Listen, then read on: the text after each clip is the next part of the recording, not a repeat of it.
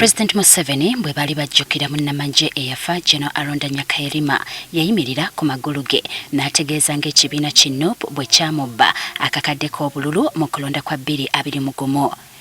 As a consequence of that, I have now got all the evidence that in the last election, NUP cheated by 1 million votes. Bino lwagwa mu matu g'ekibiina ki NUP nabo ne bamuddiza omuliro ne bamuwa amagezi okugoba abakulira akakiiko k'ebyokulonda kubanga ye kennyini yakalonda oba akakasa baamubba. Omuntu obanga oli mu ntebe ya president wa ddobbi enzibe oba n'immunity tebasobola mu kutwala mu kkooti. Museveni bw'oba weeyita musajja jako immunity yo tugende mu kkooti tulontoke obyogere oddemu obyogere nga bwe wabyogere.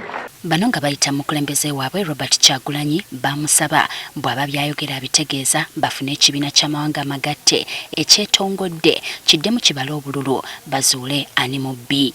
Lwaki tokkiriza ne twavinga international audit UN nebala akalulu ako bwe tuba twakubba akalulu tuvunaanibwe era tusimibwe. Bano nga bakyebojja ku luwonzi akakiiko k'ebyokulonda we kategeereza ngakko bwe katafunangako kwemulugunya kwonna okuva eri ekibiina ki NRM oba wa President Museveni ku bye yayogera nti yabbibwa akalulu. He has not shared that evidence to enable us comment. Richard Kamugisha Babo omuwandiisi w'akakiiko k'ebyokulonda agamba nga bannayuganda beetegekera akalulu ka 2026 bwe wabaawo bye balowooza ebitagenda bulungi ku ludda lw'akakiiko baweeyo okusaba kwabwe mu bwangu bikyusibwe mu paalamenti kuba yebaga amateeka kwe batambulira. Article 60 of the Constitution, and it says the Electoral Commission shall be appointed by the President with approval of Parliament. So if this article has a problem, address it to Parliament.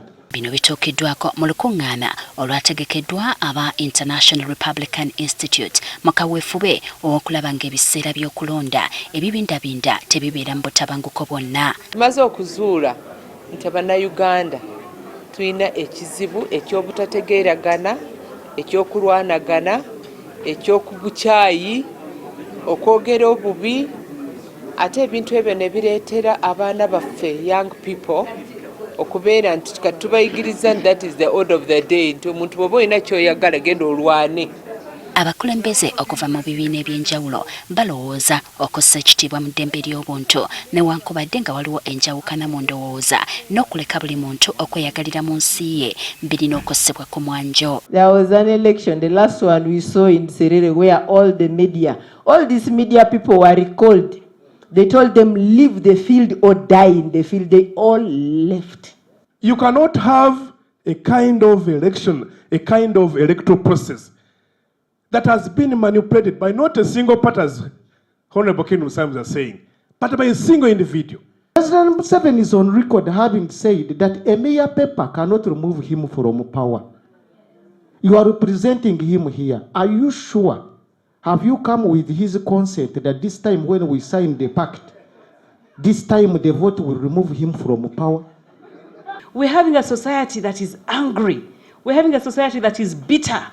And that anger and bitterness faces a risk or poses a risk of extremism. Waliwo ebisimbiddwako essira ebirowoozebwa nti nabyo bijja kuyambako okumalawo emivuyo obutabanguko n'enjawukana ezizze zirabikira mu kiseera ky'okulonda. Amateeka agafuka ebyokulonda okugekebejja ne tugalongoosamu ne gaba nga gakkiriza abantu okwe-expressinga n'okwogera n'okunoonya obululu nga tebakwatibwako.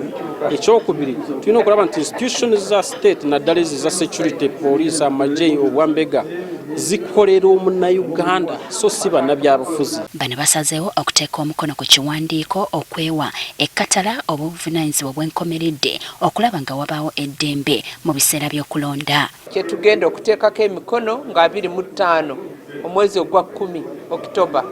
Ebiseera bingi okulwanagana olw'enjawukana mu by'obufuzi n'obutabanguko bye binnyonnyola okulonda kwa Uganda nga kati ky'ekiseera endowooza zino okuggwaawo okulaba nga wabaawo emirembe nga bannansi balonda obukulembeze bwabwe. Justin Nakibole, Agafeeyo ku Spark TV.